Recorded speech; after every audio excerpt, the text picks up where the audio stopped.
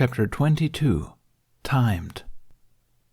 Within one of the lodgings stifling the rocky knolls of Burke, protected from the raging storm by thick wooden walls, an aged woman started to full consciousness. She lay there for a moment, listening to her own heartbeat thunder alongside the rapid tempo of raindrops pelting against the side of her hut. So abrupt was her waking that she spent her first deep breaths trying to grasp why she had suddenly roused in the dead of night. Had she been dreaming? She glanced, bleary-eyed, around her unlit room. The dried herbs she bundled earlier that day appeared in a pale flash before darkness overcame again. She realized, just before the delayed roll of thunder rattled her collection of glass heirlooms, that the most likely culprit would be the clamorous tempest that took Burke at eventide. "Thor must be throwing a tantrum again," she rasped to herself. She closed her eyes, intent on sleeping through the storm, no matter what. And then she heard it. "Amma!" Though muffled from behind the door to her chambers and dampened by the howls of Orvandil, she recognized the voice as her granddaughter's. The elder struggled to rise from her bed, her old joints even more disagreeable than usual, endowed by the soggy weather. Before her socked feet could touch the floor, the door opened with a bang. A small, wailing form careened across the room and into her lap. "Amma!" the little brunette blubbered, snot and tears mixing above her lip. "Amma! He—" "Shh, child," she hushed, pulling the girl close to her bosom. "Shh, tell Amma what's wrong. Is it the storm that frightens you?" The girl shook her head wildly and opened her mouth to answer, but only harsh hiccups emerged, jarring her tiny frame. "Shh," the elder repeated. "Take a breath, a slow breath. Calm your mind, like I taught you."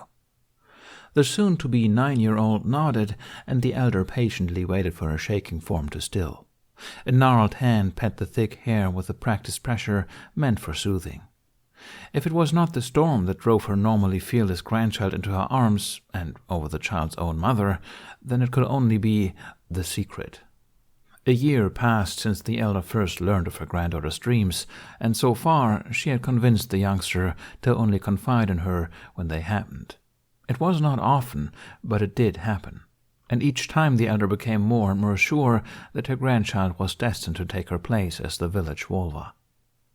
"It was him," the girl whispered hoarsely, and the elder did not have to ask who this him was.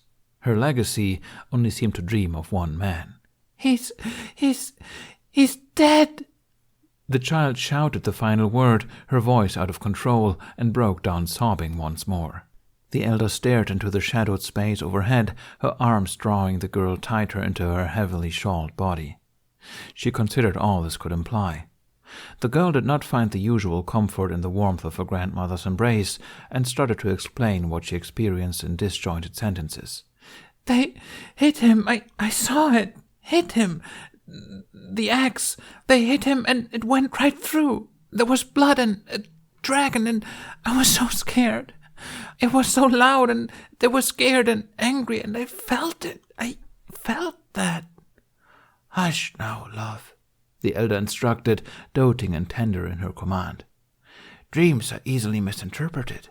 Look at me." She leaned back as much as her stiff spine would allow and hooked the side of her finger under her granddaughter's chin, tilting the small face up to meet her gaze.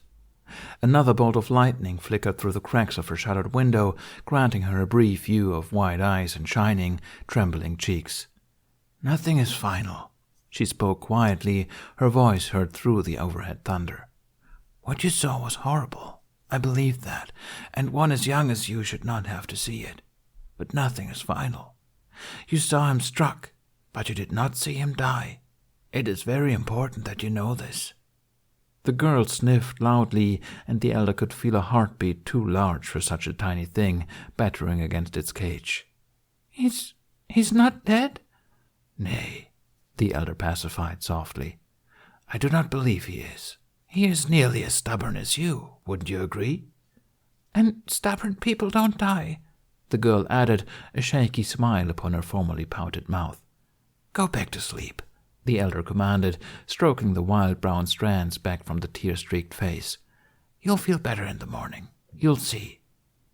The child reluctantly pulled away and turned to the door. She stared at the entryway, at the ajar door, a peek into the darkness leading to the room she shared with her mother. She turned her eyes to her grandmother's bed, inviting, with warm blankets and her beloved Amma. Without further thought on the matter, she clambered over the mass of furs and wool and burrowed into a space just fit for her body. The elder raised a faded brow, but settled down herself, much slower and with far more physical strife than her granddaughter seemed to suffer. "It'll be okay?" the elder heard her granddaughter ask, accompanied by short, warm puffs of air ghosting across her ear.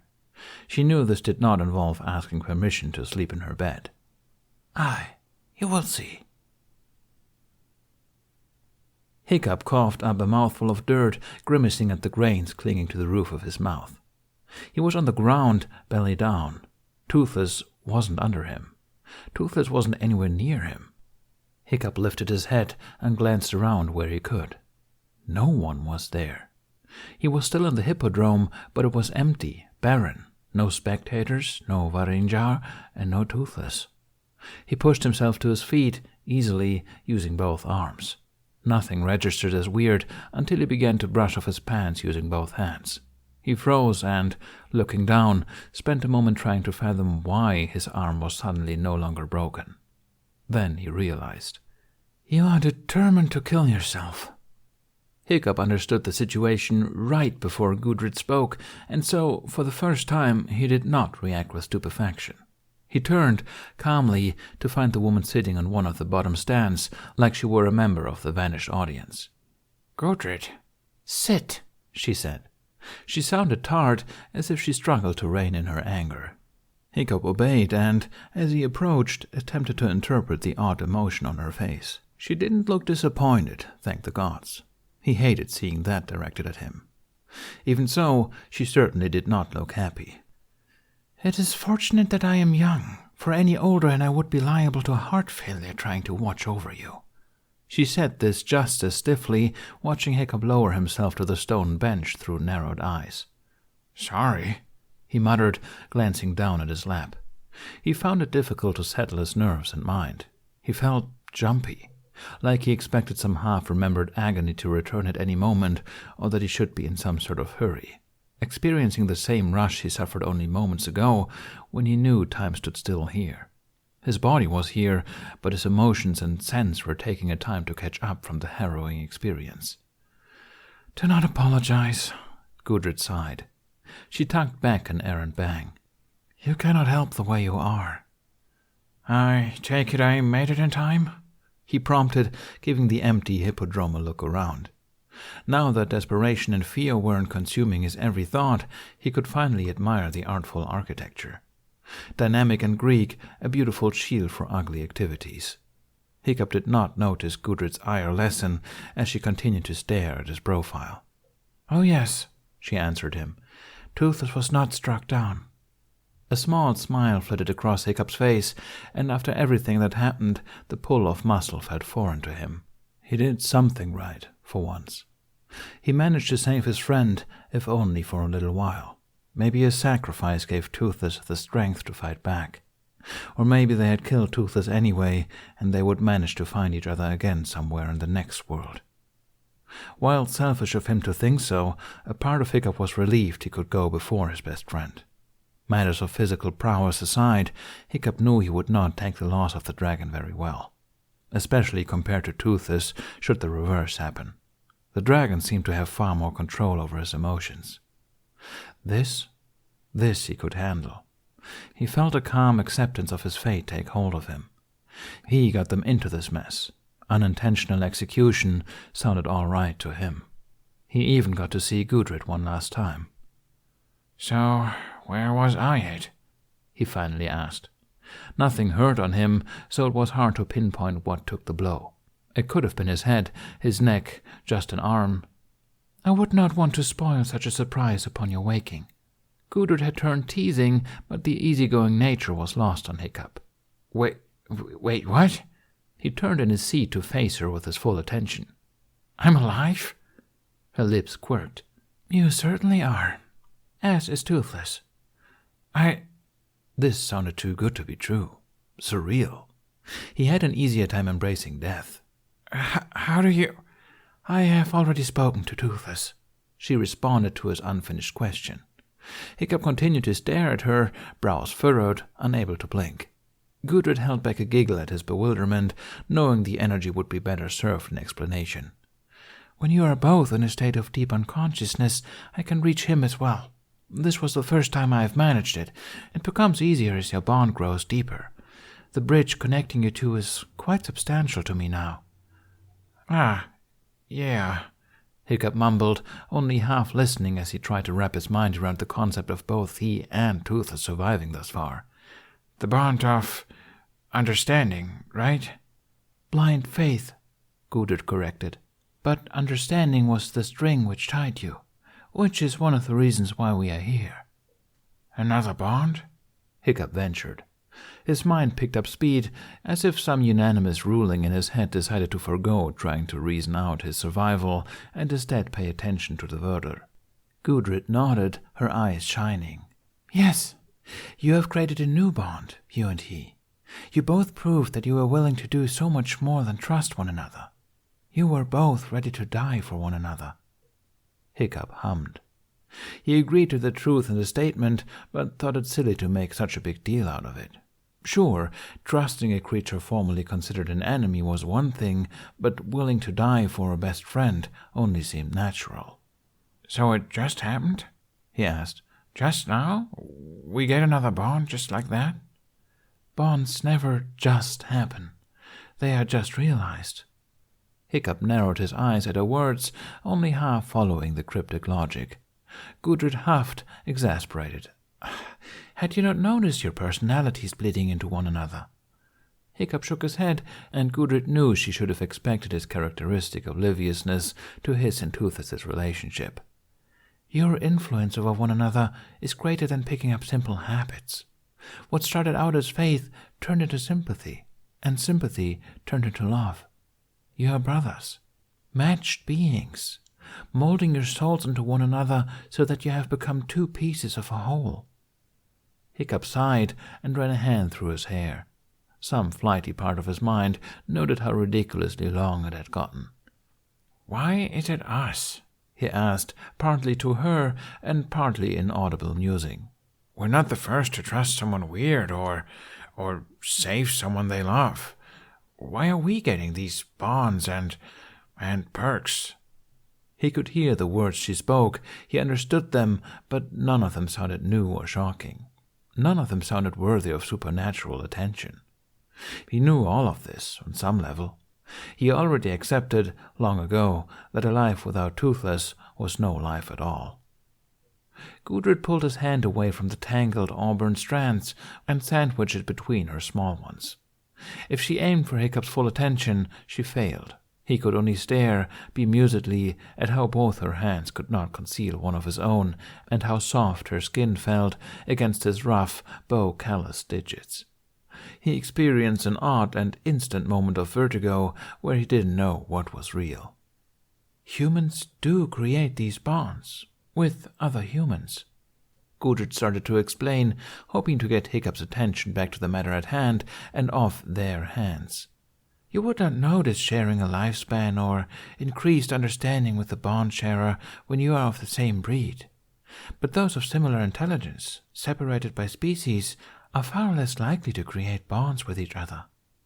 He met her eyes. Because they're so different? Too different to relate. Too similar to be trusted. Reason without communication almost always leads to dangerous misunderstandings. You and Toothless looked past similarities and differences, and it was that decision, on both your parts, that led to where you are now. Hiccup turned his gaze back to their hands, watching, detached, as his fingers curled over her top hand and his thumb gently brushed her skin, more curious than bold.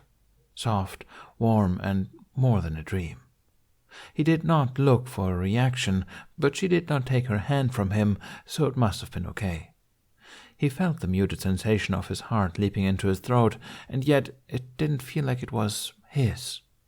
He pushed more focus into the conversation. So this new bond, we become more like one another? This is where it gets complicated, Gudrid began, sobering. I spoke with Toothless. The bond you two have forged entails sharing life, not simply being together, but life itself. Hiccup moved his lower jaw from side to side as he worked through the concept. Toothless is going to live ages longer than me. I know this. It's okay, I guess. Gudrid tightened her hold on his hand and pulled it into her lap. Hiccup looked up at her face, a pitiable expression moving across her delicate features. It is the bond of devotion. You are connected by love, and I do not mean that of a lover or of family. It is almost a love of self, which is rather ironic as it is based on altruistic actions. You can no longer fathom life without one another, and you will disregard your own well-being to see him live. And a part of you will always do it for yourself and your own favor, because you find it more and more difficult to see yourself as separate beings. We selfishly try to keep the other alive? Hiccup tried to sum up. It sounded ridiculous, almost insulting, but at least on Hiccup's part it sounded true. Unselfishly selfish, selfishly unselfish. That sounded like love to him. Gudrid inclined her head, wanting to encourage his understanding, but still wary of his reception. As I said before, you are now two pieces of a whole, which leads me to an option of sorts. What kind of option? Hiccup asked, slow and cautious. In the few times he met her, he never knew Gudrid as one to beat around the bush. A bond such as this can shift destiny and fate. Those of the same breed grow old together, a shared lifespan. It does not seem out of place or odd. Even between man and beast, it has happened. Dawning reached Hiccup in a cold wash. But man and dragon... Exactly. It wouldn't work, Hiccup realized, for him and Toothless to share such a bond. It did not just defy destiny or fate or whatever life-altering force there was out there. It defied nature. Before he could work himself into a pit of disappointment, Gudrid moved his captured hand from her lap to her chest, right over her heart. She succeeded in stopping the downward spiral of his thoughts and almost managed to capture his full attention, but on the way to her face his eyes rested on her clothed bosom. He could feel her heartbeat. So alive.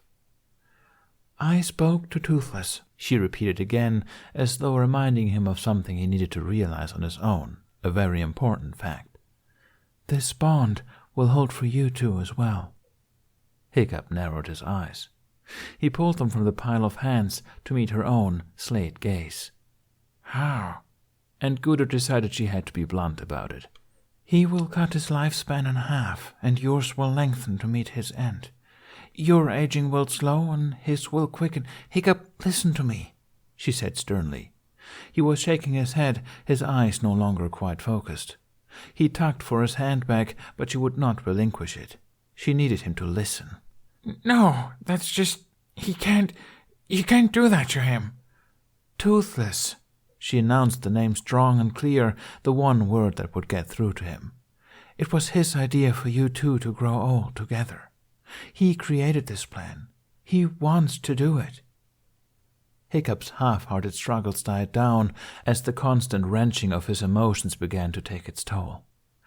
Toothless said he can't create unknowns, he whispered. Nothing made sense anymore. Gudrid had that sad smile again, like she was both happy and hurt for them. He couldn't, until he bonded with you. The oddest part, weirder than finding out he survived a direct axe strike, or that he was bonded to a dragon in more ways than he ever could with a human, or that he was attracted to some Odin-appointed warden for his soul, was that Gudrid's words slammed him with a baffling upsurge of emotion that caught in his throat like he swallowed a bola ball. He wouldn't cry, of course, not in front of a girl, and not in front of Gudrid, even if she wasn't quite real. So he said nothing for a long while, squinting at their hands until he was sure he could control his upended emotions. This is something that would need your consent, of course, Gudrid cautioned when they were both sure he wouldn't break down. Hiccup wondered why he even bothered to hide anything from someone who knew his soul. He bit his bottom lip, frustrated with his options, and turned to Gudrid with a new intensity. How could I consent to something like that? How could she ever think I would take half of the bond, Hiccup? She reminded him with astounding patience. Think of the bond, and put yourself in Toothless's position. And Hiccup did, because he was too exhausted to continue fighting something he didn't understand. If the roles were reversed, and he knew he would be forced to live hundreds of years without Toothless, then he would gladly shorten his lifespan. It was the quality, not the quantity, which mattered to him. Somewhere in his mind, a callous truth gnawed, demanding to be realized. If Toothless had not bonded with a human, he would not have to give up part of his life. Perhaps Hiccup's real issue lay in believing Toothless found him to be worth it. How had it come to this? How had he not realized the magnitude of his dependence on Toothless? Not as a protector or provider, but as a companion, as his other half. You don't have to decide now, Gudrid said gently, attempting to soothe the aggravation out of him with words. Think it over. Talk with Toothless about it.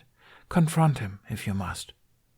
The reminder that he would see Toothless again, that they were not dead, and that their journey was not over, lightened Hiccup's heavy heart to some degree. I'll talk to him. He would yank on those ear plates until the dragon told him what the hell he was thinking. Hiccup brought his other hand to his hair, running his fingernails along his scalp. He and Toothless were okay now, and that's what mattered. He couldn't worry about the far future or when they would die, especially when he was lollygagging in some sort of dream world. So that was your message? The bond and the life-sharing thing? Eager to be rid of me? She teased. I just want to see Toothless, I know. You know too much, he muttered, glancing about the hippodrome once more. So what else is there? Not another bond? No, not another bond. She released his hand from her iron hold, and he slowly brought it back to rest on his knee. I told you before, did I not? That the gods had a plan for you? Hiccup pursed his lips, showing exactly how he felt on that subject. Yeah, he said shortly. You are a hero. Hiccup closed his eyes at the words. There were heroes who did brave things and were admired by their friends. Then there were heroes who were bred and planned and eventually led into glorious deaths. Being labeled a hero by someone working for the gods implied a lot and not to his favor. I'm not quite sure how to feel about that, Hiccup said honestly. Thor has taken an interest in you, Gudrid mentioned easily, as if they were engaged in casual conversation. Thor? Hiccup scoffed, sparing her a glance from the corner of his eye, and then returning to his scrutiny of some graffiti along the spina. Of every god out there, I would think he'd be the last one to look in my direction. I mean, I'm... He wasn't a big, brawny, hammer-swinging Viking, that's for sure. You have a cunning that he envies and admires, and a desire to protect mankind, regardless of any disadvantage you find yourself at. You are the man who makes his own rules. You are the man who everyone will notice and no one will forget. And you are the man who will wield from Hurya. It has already been decided. Hiccup had a nice counter-argument building in his mind that went to pieces in those last dissonant sentences. His mouth turned, his nose wrinkled, and he shifted his full attention back to Gudrid. From Hurya? What? She offered a bow to him. The most beautifully crafted weapon he had ever laid eyes on, of pure gold and powerful allure. It made the Greek architecture of the hippodrome look like a lean-to in comparison. Trefoil knots, fine and impossibly blended, danced along the curved limbs. A string of gold pulled taut between grooves. An unreal aura illuminated their features with a rich light no flame could ever hope to match. What is this? He breathed. The irrational fear of moving too suddenly in its presence overcame him. This was unearthly. This was a weapon not meant to be handled by man. This is from Hurya. daughter to Mjolnir, born from a spark of its strike, forged by the sons of Ivaldi. She is yours to wield." "Mine? Mine?" "Provided you use her to protect mankind," Gudrid continued, "and never against the gods." Hiccup nodded, numb and almost too intimidated to touch it. Mjolnir, Thor's hammer. It came from Thor's hammer. This was an instrument from the gods, and it was being offered to him.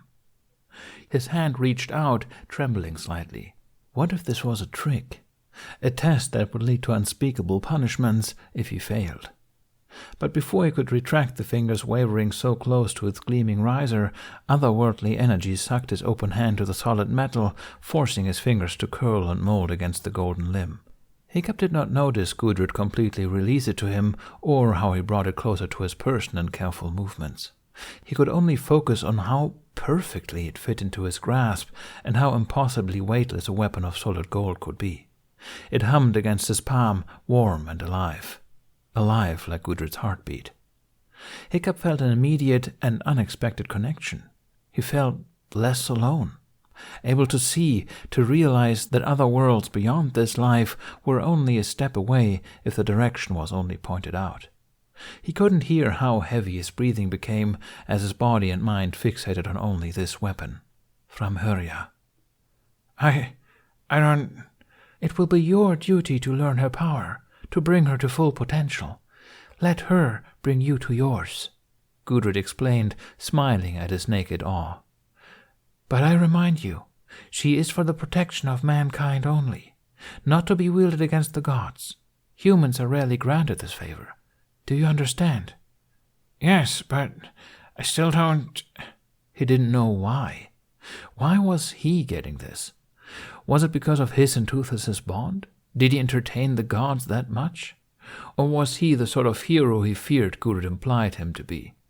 The one being herded to a glorified end. He settled the weapon across his legs, his hands unable to keep themselves from tracing the designs, his eyes unable to tear away from its ethereal glow. "What am I supposed to do?" he half whispered. "How can I use this if it's here? When I wake up..." "She will be right beside you," Gudrid assured him. "As will Toothless. Hiccup, it will be okay. This is just a gift. You will figure it out on your own time, as you have been doing." With great strength of will, Hiccup managed to pull his stare from the bow and refocused back on her. He found the force of his voice once more. "Excuse me if I have a hard time believing that." Not only would he most likely wake up back in the custody of the Varingjar, but he and Toothless would probably be too injured to fight back. She reached over and squeezed his hand. "You must trust me. Everything will be okay." The heat from her hand matched that of the bow, both seeping into his skin, both speaking of life. "You're not even real," he pointed out softly. And neither was anything in this world. This was just a dream. Gudrid's eyes had gone overly wide. "Oh, no. No, is that what you think?" She smiled, full of pity and bemusement. "I live and breathe and dance and eat just like you. You see, I am sleeping too." Hiccup would have pulled away from her if he didn't have an irrational urge not to disturb the weapon in his lap. He opted for bearing a close presence and instead focused on trying to figure out what was going on. Again. "You're sleeping? You're real?" Her nod did nothing to calm. I thought you were a ghost or something." She kissed him. She was holding his hand. He stroked her hand.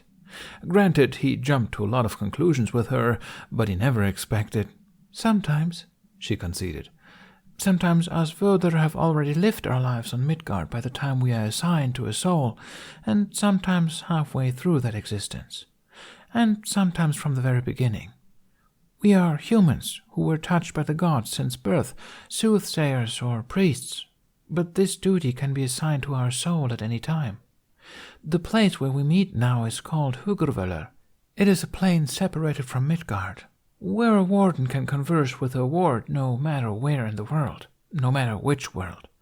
This is a touchstone for me, something I just learned recently, the ability to shape the setting of Hugurvöllr and bring forth your soul." Hiccup listened silently and attentively up until that point. And you chose the Hippodrome? She chose the place where he was just executed for a chat. Gudrid bobbed a shoulder in a rueful shrug. It is easier and faster to pull from our ward's freshest memories, she explained, and then correctly interpreted the reason for Hiccup's subsequent horrified expression. I can't hear your deepest thoughts or desires, Hiccup, but our souls are connected, and I can glean, I suppose, your foremost attentions or subjects that weigh heavily enough on your mind that it affects your behavior. Or I simply see your recent surroundings in a vision. Oh, Hiccup muttered, breathing a little easier, but not much. Framhurja thrummed atop his thighs, quelling any lingering discomfort. I myself learned of my duty at a very young age, Gudrid went on, receiving all sorts of dreams and omens, and eventually was trained to interpret them correctly. I practically watched your life through my nightly visions. What exactly did you see? Hiccup asked, still moderately apprehensive. She laughed, glad to see more of his self-conscious but easygoing personality return following the recent traumatic experience. He had been on edge since he first woke, and rightly so. Only what the gods wanted me to see, she assured him, as if the gods would never show her anything inappropriate. Needless to say, Hiccup wasn't wholeheartedly assured. Just to get a feel for your character at first. Sometimes things came to me out of order, dreams of your most ghastly choices, things I found impossible to believe to be true. It took years to piece together the chain of events I was given, the reasons for your actions, the type of man you were and would become. The gods are cryptic with me too, you know. Hiccup thought back to something she mentioned before, somewhat amazed he had been paying attention at all given the state of his mind. You said you were assigned. They chose you to be my Vurder on purpose?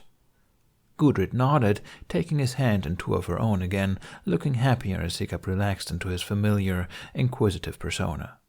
Vurders are chosen through connection, she said. Sometimes it has to do with matching characters. Others, like I feel is our situation, has to do with similar backgrounds. A Vurder and a ward must be able to connect on some intimate level and have it grow from there.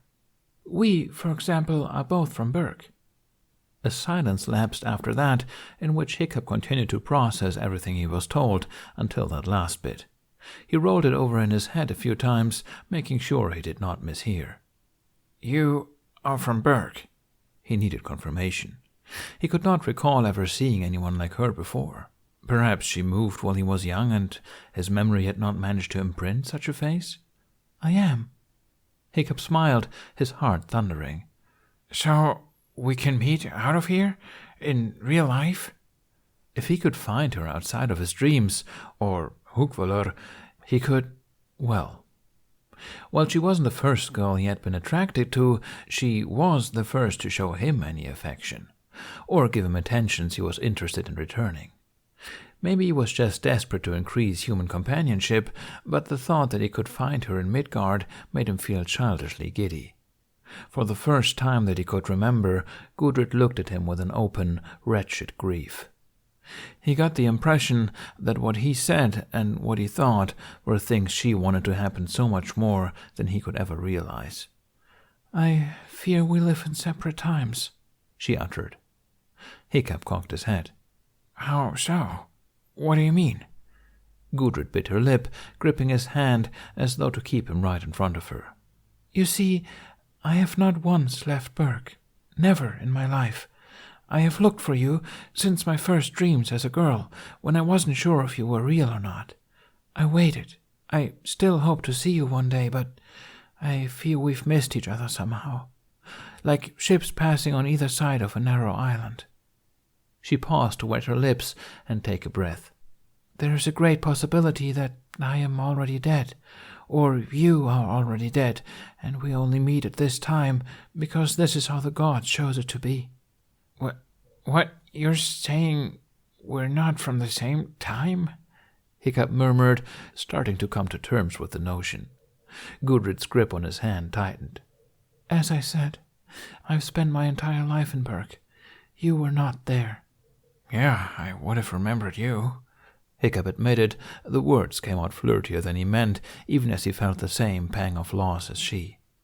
Astrid was pretty like Gudrid, Roughnut wasn't bad either, but there weren't too many older girls that caught his attention, not like Gudrid did. So your soul watches my life in dreams, the important parts anyway, and now you're just here to guide me? He gathered, his voice soft. This would be the extent of the relationship, and though wholly disappointed, he would manage to accept this. Something told him Gudrid had a more difficult time with the matter. She played with his fingers, rubbing their very different palms against each other, nothing but longing directed at his hand. I've been watching your life since I was a little girl, bits and pieces, more and more in the correct sequence since you left Berg, pulling me to you enough times for me to finally be able to manage a Hookvöller meeting. But I am not sure how much longer I will get these visions. They could stop? Now Hiccup thought he could understand the aura of heartache she extended to him. He at least wanted to see her in this plane of existence. If nothing else, if he could never touch her real body, he wanted to reach her on some level. This felt real enough for him. He would offer no complaints. Why would it have to be taken? I am still expected to marry, Gudrid said, and a moment of contempt shifted her features before vanishing. She continued to concentrate on their hands, speaking to the tangle of fingers rather than to him. It's going to happen someday. Soon, I would imagine. They're just rumors, of course, but some women lose their powers afterwards. Hiccup's eyebrows rose.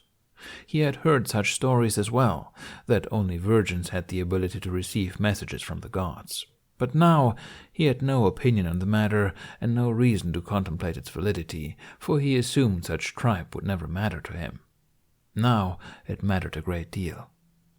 I have watched you grow, Gudrid repeated for what would have been the 5th time. Can you fault me for falling in love with you? Hiccup jerked. He gaped at the woman who kept her attention on their united hands. The words stung him. He hadn't heard the word love directed at him in...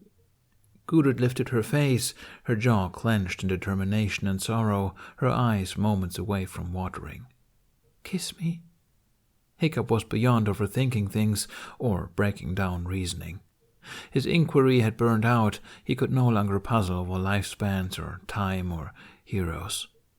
He finally managed to set aside from Hurya, relinquishing the heat in his palm and replacing it with the sides of Gudrid's soft face. He drew her closer, breathing in her scent. And then he kissed her as he dreamed of kissing her, in dreams formerly unknown to Hookvöller. For the love of Odin's sacrificial eye, he hurt. Hiccup suppressed the urge to arch his back and whimper as muscles he did not know he had constricted into painful spasms. He lay on his stomach, much as he had when he awoke in Hookvöller. But instead of inhaling dirt straight off the hippodrome's grounds, it was cloth smelling of peppermint and medicine beneath his chin. Hiccup extended his senses. He was on a bed at the very edge of one, so that his left arm, possibly set and wrapped in a sling, could escape the weight of his body. And this time, instead of being alone, he felt the distinguished heat belonging only to his night fury pressed to his right side. With great pains, Hiccup turned his head to face the dragon curled atop the covers. Before he could even think to utter Toothless's name or bring the sight of the great beast into focus, a large slippery tongue sponged up the side of his face, catching the corner of his mouth and slicking his hair at an absurd angle. "Ah!" he groaned as his first sound through a parched throat. "You're alive. You're okay." Something was thumping against the bed, sending painful jolts along his body, and Hiccup knew Toothless's tail was enraptured in a joyful beat. Stop. The tongue came back again and again. You can't stop me. The dragon sounded so elated, so much more energized than the last time Hiccup had seen him, that Hiccup could only manage a half-hearted glare at being taken advantage of in such a helpless state. He made one small move to escape the wet appendage, then ceased all struggles as another grunt of pain escaped with his breath. The axe had struck him in the back. He knew this now. Right in the center, between his shoulder blades, across his spine. He should be dead. Tooth, Hiccup murmured between licks, not wanting to get fishy saliva in his mouth. His voice was half muffled in the flat pillow. We need to talk. About sharing a lifespan, about Gudrid, about why they were still alive. Toothless did stop his unduly affectionate licking, but not to respond. Hiccup's limited vision only allowed him to see a dark, scaled chest puff out as the dragon stretched his neck upward in attention. "Yes," a familiar voice spoke from the other side of the room, well out of Hiccup's vision. "We do."